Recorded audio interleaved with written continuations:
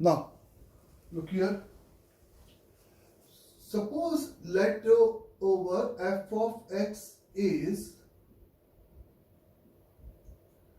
a increasing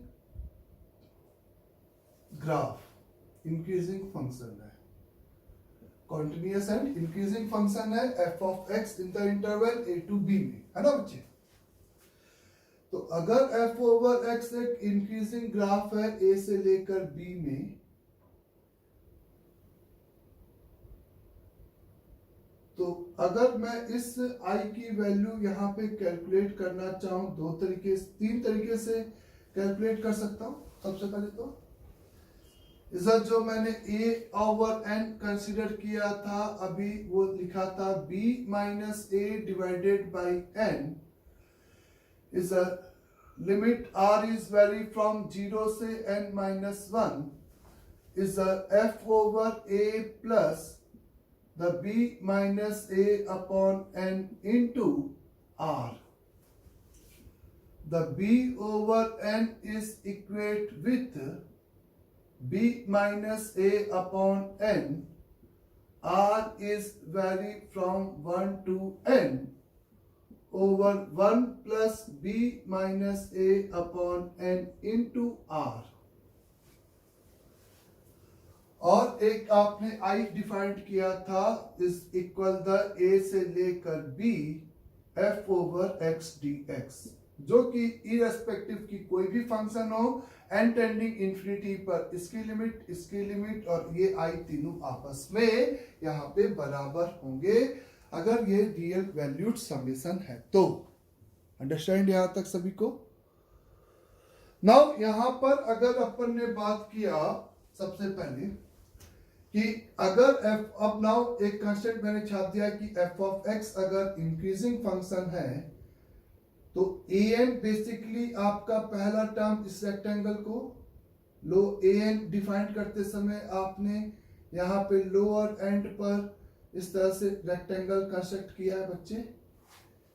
तो आप यहां पे कह सकते हो कि इंक्रीजिंग फंक्शन अगर है तो an की वैल्यू an यानी कि चाहे हम 10 या 20 या 50 जब तक इंफिनिटी टेंडिंग में पार्ट में डिवाइड नहीं करेंगे तब तक ये और ये बराबर नहीं होंगे। एंड की हर नेचुरल नंबर पे an i के बराबर नहीं होगा। i बेसिकली आप देखो तो इस एरिया को रिप्रेजेंट कर रहा है, i बेसिकली इस एरिया को रिप्रेजेंट कर रहा है और an is a step wise इस सम ऑफ रेक्टेंगल्स के एरिया को रिप्रेजेंट कर रहा है। तो अगर एक इंक्रीजिंग फंक्शन है लेट, तो हम कह सकते हैं for any natural number a of n must be is lesser than इस i से होगा for n belonging to the natural number के लिए। n की किसी भी नेचुरल नंबर के लिए an की वैल्यू इस i से हमेशा क्या होगी? छोटी होगी, क्योंकि ये इस रेक्टेंगल्स और ये कर्वी लीनियर ट्रायंगल यहाँ पे मिसिंग हो गए। वहीं पर सेम ग्राफ में ये आपका a है, ये आपका b है और आपका ये इक्वल पार्ट्स में आपने इसको इस तरीके से डिवाइड किया और ये आपका bn है। तो ये आपका फर्स्ट रेक्टेंगल का समेशन, ये सेकंड, ये थर्ड, ये फोर्थ, इस तरह से इन रेक्टेंगल्स को ये रिप्रेजेंट कर रहा है बच्चे। तो जब आपने अपर एंड पे रेक्टेंगल बनाने की सोचा तो ये f ऑफ x का ग्राफ था। तो यहां पर आप मेरे से कह सकते हो कि bn देखो ग्राफ के ऊपर चला गया, तो b ओवर n की जो वैल्यू है वो ग्रेटर देन i है for any n belonging to the natural number के लिए। तो f ऑफ x एक इंक्रीजिंग है, f ऑफ x एक डिक्रीजिंग है। मतलब f ऑफ x है क्या? बेसिकली वो जिसको आपने r बाई n को यहाँ पे x मान के जो फंक्शन प्लॉट किया था, जिसका आपने i किया था, वो f ऑफ x है। तो fx अगर इंक्रीजिंग फंक्शन है, fx एक इंक्रीजिंग एंड कॉन्टिन्यूअस अगर फंक्शन है, तो सिंपली हम लोग यहाँ पे बोल सकते हैं कि i शुड बी आपका इज क्या होगा? Is greater than a over n के साथ होगा and lesser than b over n के होगा, where n is belonging to the natural number, where simply n is belonging to the natural number, जहां पे n कोई भी नेचुरल नंबर हो सकता है या सफिक्स n के टर्म में बात किया जा सकता है। Is a simply f over x अगर आपका सिंपली एक डिक्रीजिंग फंक्शन है, f ऑफ x आपका एक डिक्रीजिंग फंक्शन है, तो आप मेरे से बोल सकते हो कि यही बात उल्टी हो जाएगी। देखो ग्राफ में, अगर आपके पास एक डिक्रीजिंग फंक्शन अगर ऐसे है, ये a है और ये b है, और आप इसको n इक्वल पार्ट्स में जब डिवाइड करोगे और जब आप लोअर एंड पर इस तरह से रेक्टेंगल बनाओगे, तो इस बार वो रेक्टेंगल ग्राफ के ऊपर जाएगा, तो उस केस में आप कह सकते हो कि ये b ओवर n से लेकर a ओवर n के बीच का नंबर होगा, जहां पर n एक सिंपली सा नेचुरल नंबर होगा, जहां पे सिंपल f इज अ क्या होगा, नेचुरल नंबर होगा। अंडरस्टैंड सभी को यहां तक? इसी कॉन्सेप्ट में एक और कॉन्सेप्ट मैं इन्वॉल्व कर रहा हूं कि अगर f ऑफ x आपका सिंपली an bn और in तो वैसे ही हैं, is simply f of x, suppose ये कंक्लूजन हो गया यहां पे, लेट f ऑफ x आपका यहां पर क्या है, let f of x is concave upward graph है, कॉन्केव अपवर्ड ग्राफ अगर है ये आपका सिंपली, अगर सही में ये आपका कॉन्केव अपवर्ड ग्राफ है f ऑफ ओवर x, मतलब an और bn के रिस्पेक्ट में जो f ऑफ x का इंटीग्रेशन बना है, लेकिन वो कब, जब लिमिट एंड टेंडिंग इन्फिनिटी बनेगा तब ये i कहलाएगा। कहने का यही मतलब था, अगर ये आपका सिंपली यहाँ पे कॉन्केव अपवर्ड ग्राफ है, ये आपका x एक्सिस है, ये आपका इस तरह से a है और ये आपका ऐसे b है, और आपने इसको n इक्वल पार्ट्स में इसको क्या किया, सिंपली डिवाइड किया, इस n इक्वल पार्ट्स में डिवाइड किया, तो ये आपका a plus w and so on, वो सब कहानी यही है, समझे?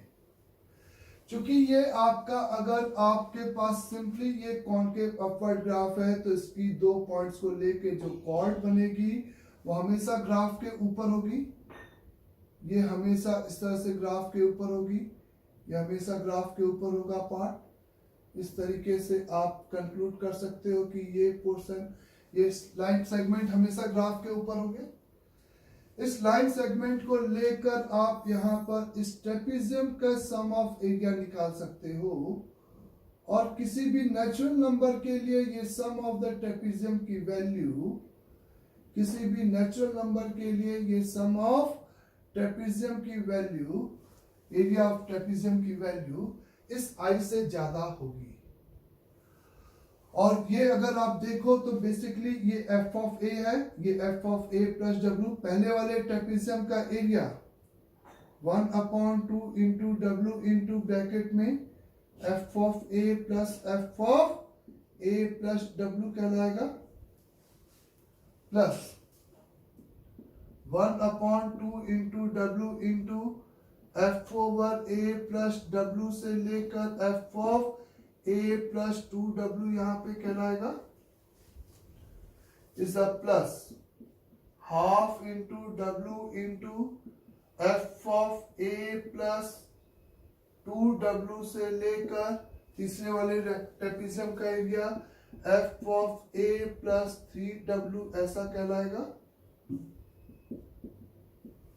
लास्ट वाला आप कह सकते हो कि इसी तरीके से आपका कहलाएगा half over w multiplied by f over a plus n minus 1 के w plus is f over a plus n w, इस तरीके से ये समीकरण कहलाएगा। हाफ w आप कॉमन निकाल दो तो अगर आप पहला समेशन लो एफ ऑफ ए, इस सभी में से पहला टर्म को ऐड करो तो वो बेसिकली आपका ए एन हो जाएगा, देखो, और दूसरा टर्म आपका क्या हो जाएगा, बी एन हो जाएगा। तो अगर मैं इस समेशन को नाम एस एन लिखूं तो ये एस एन इसी ए एन और बी एन का मीन वैल्यू हो गया। S N is equate with A N plus B N divided by 2 आ गया। S N is equal to, आप देखो, A N plus B N divided by यहाँ पे 2 आ गया। लेकिन ऐसा कब, जब ये कॉन्केव अपवर्ड ग्राफ था, तब हम ऐसा आराम से बोल सकते हैं, है ना। मतलब वैसे तो हमेशा ही किसी भी ग्राफ के लिए एस एन की वैल्यू ए एन और बी एन का मीन वैल्यू होगा, लेकिन हम इसको अब आई के साथ कंपेयर कर सकते हैं अगर ये कॉन्केव अपवर्ड ग्राफ है। तो अगर ये सही में कॉन्केव अपवर्ड ग्राफ है, चाहे इंक्रीजिंग पैटर्न का रखे, चाहे डिक्रीजिंग, चाहे नॉन मोनोटोनिक ग्राफ हो, लेकिन if F of X is concave upward, तो आप मेरे से बोल सकते हो कि is A N plus B N A over N plus B over N divided by 2 is must be आपका ग्रेटर देन आई होगा। अगर यही कॉन्केव डाउनवर्ड होता तो ये कॉर्ड ग्राफ के नीचे बनती। तो एफ ऑफ एक्स अगर इफ इज अगर concave is a simply downward graph है, इज एफ ऑफ एक्स की वैल्यू अगर सिंपली कॉन्केव डाउनवर्ड ग्राफ है, तो आप मेरे से यहां पे बोल सकते ओ A over N plus B over N divided by 2 must be lesser than I के बराबर होगा। तो ये कुछ आपको वही इज अ रेक्टेंगल या ट्रेपेजियम के एरिया को, सम ऑफ एरिया को हम कंपेयर कर सकते हैं एन की किसी भी पर्टिकुलर नेचुरल नंबर के लिए हम इस तरीके से इसको प्रोसीड कर सकते हैं। तो एक ये आपको इसका बताया गया है जिसमें हम आई को बेसिकली कंपेयर कर रहे हैं एक समेशन के साथ। हम आई को बेसिकली कंपेयर कर रहे हैं किसके साथ, एक सिंपली समेशन के साथ कंपेयर करने की यहां पर कोशिश कर रहे हैं। एग्जामिनर ने ऐसे दिया आपको S N is equate with K is vary from 1 से लेकर n, the K square plus N square upon N का cube, the T N is equate with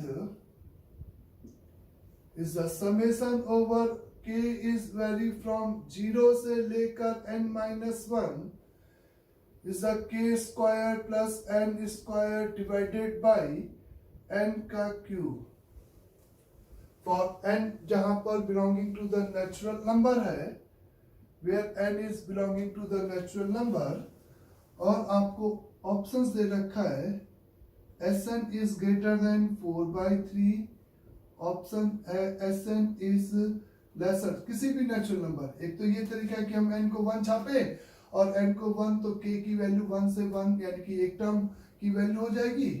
बोलो ये तरीका, एक सेकेंड पहले ऑप्शंस लिख दूं आपको मैं। tn इज ग्रेटर देन 4/3 है और tn इज लेसर देन 4/3 है।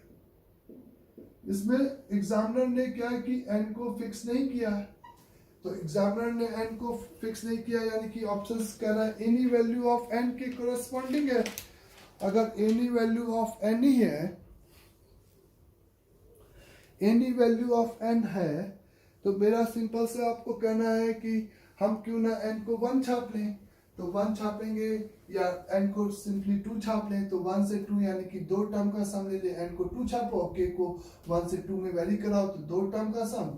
यहाँ 0 और 2 1 छापो तो 0 और 1 के करस्पॉन्डिंग 2 टर्म, और वो सम एक सिंपली नंबर आएगा जिसको आप इसके साथ कंपेयर करके इसका सॉल्व कर सकते हो। क्योंकि एग्जामिनर ने n को फिक्स नहीं किया। इस Sn के पास लिमिट एंड टेंडिंग इंफिनिटी नहीं है, नहीं तो ये लिमिट एज अ सम का प्योर प्रॉब्लम हो जाता। आप देख सकते हो दोनों ही एक्सप्रेशन में ये एकदम ये आपका 1/n बाहर चला जाएगा।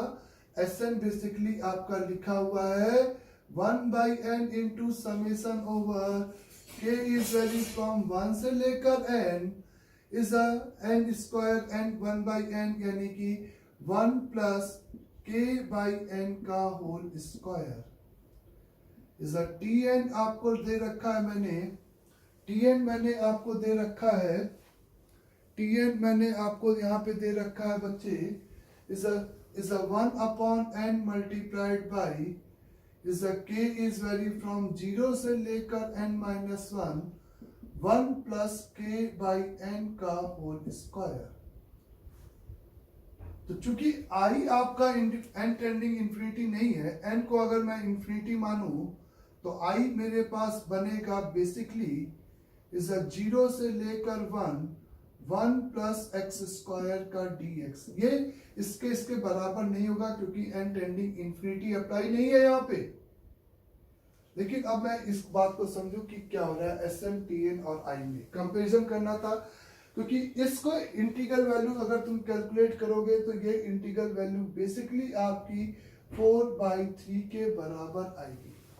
ये इंटीग्रल वैल्यू अगर आप कैलकुलेट करोगे तो ये सिंपली आपकी 4/3 के क्या आएगी, इक्वल आएगी। नाउ आप देखो कि क्या हो रहा है, फिर से एक बार अच्छे से बेसिक तरीके से देख लो। 0 से 1 में ये बेसिकली एक आपका इंक्रीजिंग ग्राफ है।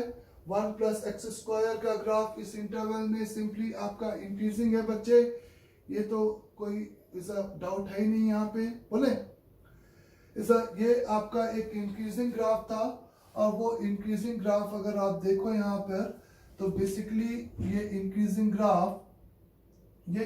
ग्राफ में fx इंक्रीजिंग है। तो मेरा कहना है कि 0 से लेकर n-1 में आप ऐसे केवल आपको याद नहीं रहेगा कि कौन ऊपर है, ऑर्डर क्या है, तो आप इस तरह से थोड़ा सा रेक्टेंगल बनाओ और एक इंक्रीजिंग ग्राफ में नीचे रेक्टेंगल बनाओ तो आपको tn यहाँ पे पता चलेगा। तो tn की वैल्यू कह सकते हो सिंपली लेसर देन 4/3 होगी। और जब आप उसी के अपोजिट अपर एंड पे इंटीग्रल बनाओगे तो k की वैल्यू 1 से स्टार्ट होगी, तो Sn की वैल्यू ग्रेटर देन 4/3 होगी। ये आपका यहाँ पर सिंपली इसका क्या हो जाएगा, आंसर होगा। ये यहाँ पे सिंपली इस तरीके से आप इसको आंसर दे सकते हो। अंडरस्टैंड सभी को यहाँ तक? सिमिलरली टाइप का प्रॉब्लम जिसमें तो हम आराम से कंपेयर भी कर सकते थे। n की एक पर्टिकुलर वैल्यू इज अ 2 रख के कुछ इस तरीके से is a summation over is a k is vary from 0 से लेकर n-1 over is a n square plus kn plus k square over n का क्यूब। इस तरीके से tn is equate with k is vary from 1 से लेकर n is a n का cube divided by n square plus kn plus k square. इसको बच्चे n कर लेना, n क्यूब की जगह पे सही, अब सही है क्योंकि n स्क्वायर कॉमन निकालेंगे तो 1/n बाहर जाएगा, अब सही है। तो ये बात तो दिख रहा है कि बेसिकली यहाँ से n स्क्वायर कॉमन निकालोगे तो ये k/n और k/n का स्क्वायर और एक 1/n बाहर, तो ये बेसिकली आपका लिखा हुआ है 1/n into sigma over 1 divided by 1 plus k/n का होल स्क्वायर, ऐसे करके। और k/n को आप x सपोज करोगे तो 1/n dx, और एक बार बस k की वैल्यू 0 से n-1 वैरी कर रहे हो और एक बार 1 से n पुट कर रहे हो, ये बात क्लियर है। ऑप्शंस वही है, Sn Tn आपको कंपेयर करना है एक नंबर के साथ, और वो नंबर बेसिकली आपको क्या है 1/1 प्लस एक्स स्क्वायर dx का इंटीग्रल वैल्यू है 0 से 1 में। ये नंबर आपको आई है। ये आप आया कहां से, जब आप n को इंफिनिटी रखते तो Sn और Tn दोनों इस i के बराबर होते। आपको एग्जामिनर पूछा है कि इस एस एन और टी एन की वैल्यू इस आई से बड़ी होगी कि इस आई से छोटी होगी, ये आप मेरे को बताओ। इस आई से बड़ी होगी कि आई से छोटी होगी, ये मेरे को आप कंक्लूड करके बताओ। एग्जामिनर ने कुछ ऐसे आपसे पूछा है। तो चूंकि आपको एग्जामिनर ने ऐसे पूछा तो आपने सबसे पहले यहाँ पे किसका ग्राफ बनाया, इसको देखने के लिए, ये बेसिकली इस वाले पार्ट को देखने के लिए आपने f of x is equate with 1/1 plus x square का ग्राफ, 1 plus x square का ग्राफ इस तरह से आपका एक डिक्रीजिंग ग्राफ होगा, ये क्लियर है, 0 से 1 में। और जब आप लोअर एंड पे इस तरह से n इक्वल पार्ट्स करके लोअर एंड पे रेक्टेंगल्स बनाओगे तो आप मेरे से कह सकते हो कि इस Sn की जो वैल्यू है लोअर एंड पे बने रेक्टेंगल का सम इस i से बड़ा होगा क्योंकि वो रेक्टेंगल ऊपर चला गया, और इस Tn की वैल्यू यहाँ पे i से छोटी होगी। तो क्वेश्चन ये है, इस Sn और Tn को हमें इस i के साथ यहाँ पे क्या करना है, सिंपली कंपेयर करना है। और अच्छे से अगर समझना है तो बेसिकली ये fx है, इसमें आपने 1/n रखा, ये बेसिकली 0 से 1 के लिए ये x कोऑर्डिनेट 1/n है, ये 2/n है, ये 3/n है, और ये 0/n है, और ये n/n है, और ये आपका यहाँ पे n-1/n है, इस तरीके से। तो जब आप Sn की बात कर रहे थे तो बेसिकली पहला समेशन आपको इस हाइट इंटू विथ, ये हाइट इंटू विथ, उसी को आपने विथ इंटू हाइट को लेकर रेक्टेंगल का नाम दे दिया, 1/n यहाँ पे विथ का काम किया। इस तरीके से आप फील कर सकते हो और ये आपको आंसर देगा। अंडरस्टैंड यहाँ तक सभी को?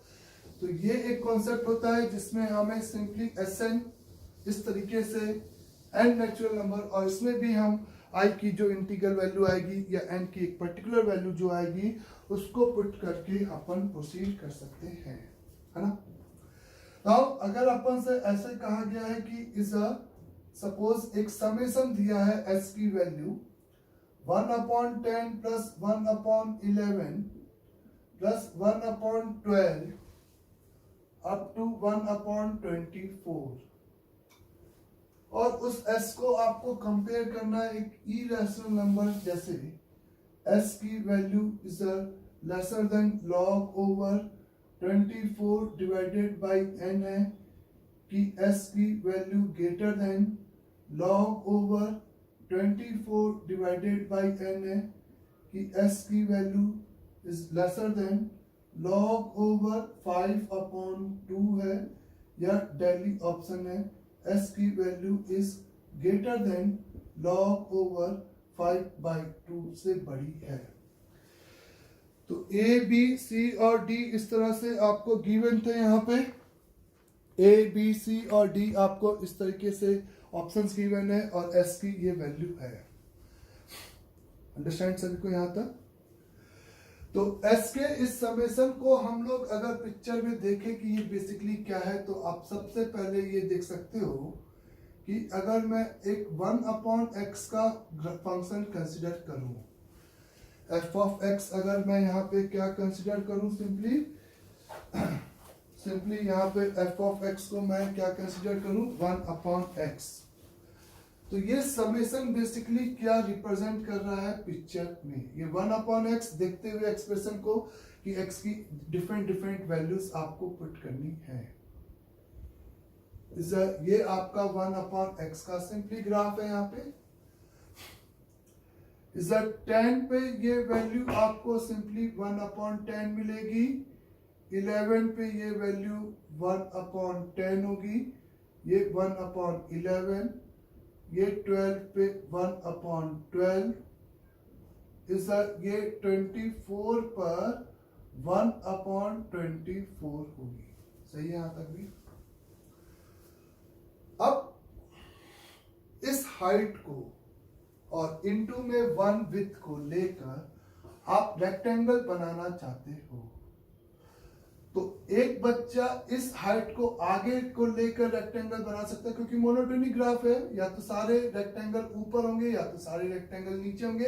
अगर हम एक ही पैटर्न रखेंगे तो कुछ में ऊपर और कुछ में नीचे बनाने से फायदा नहीं है। फिर हम उस सम ऑफ रेक्टेंगल के एरिया को आई के साथ ऑब्वियस कंपेयर नहीं कर सकते। तो इसको हाइट, इस समेशन को मैं सम ऑफ रेक्टेंगल कैसे लिख सकता हूं? दो तरीके से लिख सकता हूं। इसी के पैरेलल में मैं एक और ग्राफ बना रहा हूं जो कि एकदम सेम है। ये आपका 1/10 है, ये 10 पे आपका 1/10 है, ये आपका 11 पे 1/11 है, ये आपका 12 पे 1/12 है, और ये आपका 24 पे 1/24 है। तो इसको हाइट लेकर अगर अपन कंस्ट्रक्ट करने की बात करें तो आप 1 यूनिट पीछे जाओ तो ये आपका ऐसे पीछे जा रहे हो हर जगह पे, ऐसे ऐसे ऐसे। ये फील हुआ सबको? अगर 1 यूनिट पीछे जाओगे तो ये आपका जो प्रोजेक्शन पॉइंट होगा वो 9 हो जाएगा इस फिगर में। तो आप इस हाइट को और इंटू 1 ले रहे हो, तो यानी कि पहला टर्म आपका 1 मल्टीप्लाइड बाई 1/10 है, दूसरा टर्म 1 मल्टीप्लाइड बाई 1/11 है, और लास्ट टर्म आपका 1 मल्टीप्लाइड बाई 1/24 है। तो इस फिगर से आप मेरे से बोल सकते हो कि जो S आपको इसी रेक्टेंगल्स के एरिया को रिप्रेजेंट कर रहा है, तो इसी रेक्टेंगल्स के ऊपर का जो इज द कर्वेचर है उसी को आप इंटीग्रेट करो, तो उस इंटीग्रल से यहाँ तक के इंटीग्रल वैल्यू, इस फंक्शन के इंटीग्रल वैल्यू से ये आपका क्या होगा? कम होगा, यानी कि S should be lesser then होगा। S की value must be lesser then होगी, S की value must be lesser then होगी किससे? इज द इंटीग्रल फ्रॉम 9 से लेकर 24 तक इज द किसका इंटीग्रेशन? 1/x ऑफ dx का इंटीग्रेशन।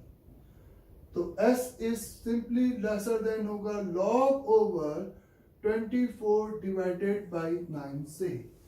ऐसे वो नंबर ऑप्शंस का आप कैलकुलेट करोगे। सेम फिगर में आप क्या काम करते कि इसको हाइट और विड्थ आप आगे लेके बनाते, ऐसे ऐसे ऐसे और ऐसे। चूंकि ये मोनोटोनिक ग्राफ है इसलिए ये पूरे के पूरे ग्राफ इसके ऊपर होंगे, ये तय है।